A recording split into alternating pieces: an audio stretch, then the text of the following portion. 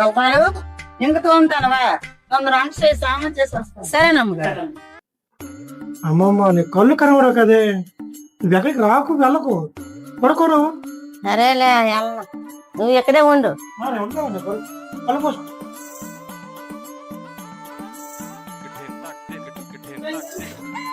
రూపాయలు చిచ్చి సిగ్గుపడకండి.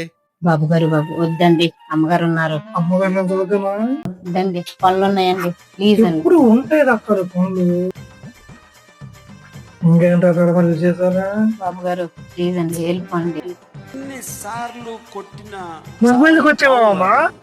ఏమో అక్కడ గిన్నెలు తింటాను ఏంటి? నీకు కనబడదు కదా, నీకు ఎవరు రమ్మని చెప్పారు? నాయన కనబడదు కానీ వినబడుతుంది. రాకూడదు. నీకు కొడతాడు వస్తే. ఎవరు చదవకూడదు. మొగుడు కూర్చో, అన్ని దగ్గర కూర్చోదు.